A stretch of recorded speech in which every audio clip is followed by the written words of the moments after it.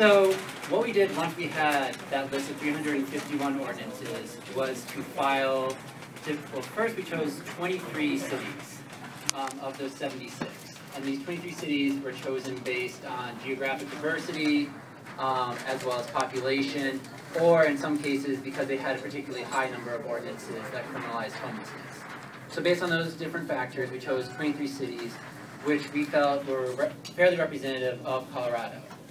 These cities were in every region of the state and represented a significant chunk of the population of the state as well. So once we've chosen those cities, we filed Colorado Open Records Act request with all of them. Colorado Open Records Act allows you to file a request with a local government or with the state for information.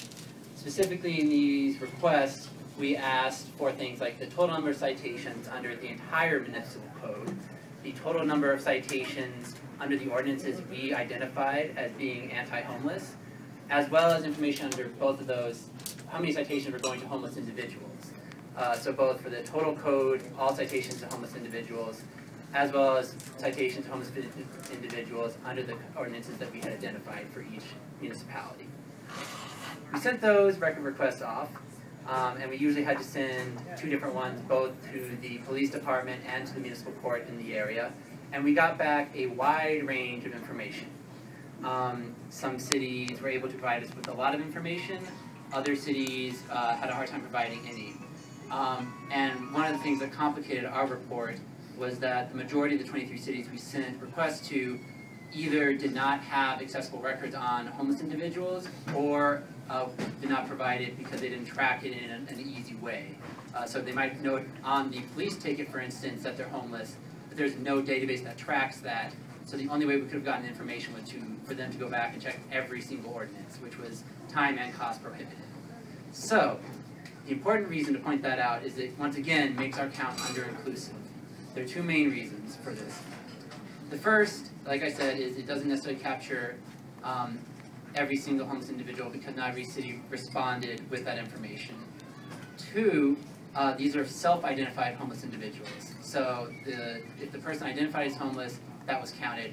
If they gave the address of a local shelter or a mailbox that they might have at the post office, that would not show up as a homeless individual. The third reason this is under-inclusive of the actual enforcement is that no city that we contacted was able to provide us with move-on orders. So there's a difference between citations when the police actually give you an infraction. Sorry, is this better? You can lift that up. Right. There we go. That's better. So the third way that it's under-inclusive. There we go. The third way that it's under-inclusive is that it does not track move-on orders. No city that we requested information from was able to provide information when police had contact and then said, you are in violation of this law, you need to stop your activities or move to a different location. We weren't able to collect any of that information, and that happens anecdotally, from what we can tell, far more often than actual citations, which is the information that we were able to record. So all that is important to say, the numbers that we are able to give you are almost certainly under-inclusive for a lot of reasons. So here's what the information we have actually showed. The first is quite simply that many cities issue a disproportionate number of citations to homeless individuals under their ordinances. So the 3 cities we highlighted that had the most that we noticed were Grand Junction, Fort Collins, and Boulder. Now these are the percent of citations to homeless individuals under their entire municipal code.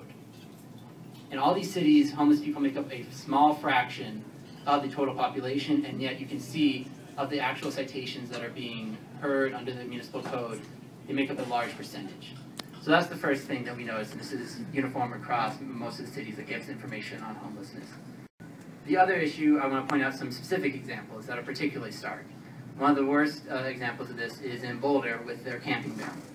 In Boulder, there was a total of 1,767 citations under the camping ban from 2010 to 2014. Now, this is stark both in the absolute terms, because the next closest city was Fort Collins, which issued 861 citations over that same 5-year period. So they're enforcing their camping ban at a much higher rate. But we also know that the majority of these citations are going to homeless individuals.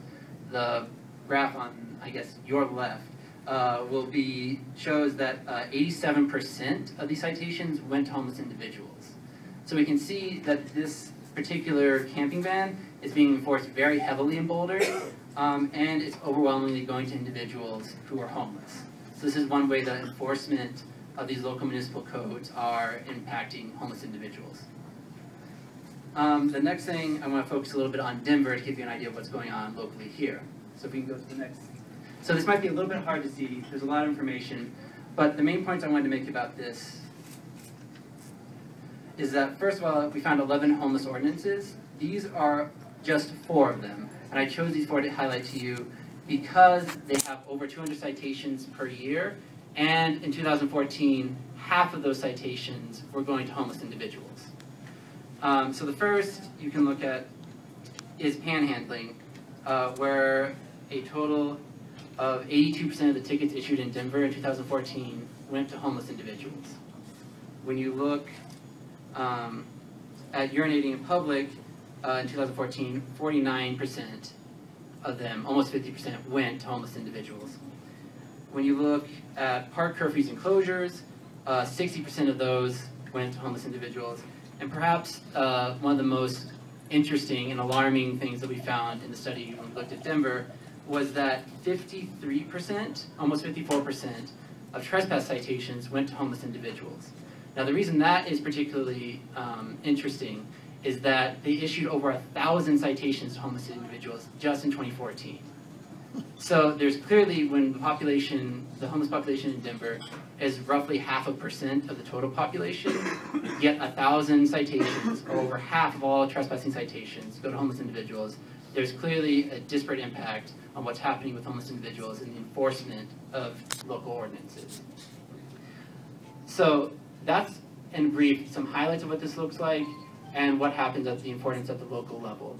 But this is only the impact of how these laws are locally enforced and the data we're able to give, which goes into more detail in our reports and our city spotlights, which are available.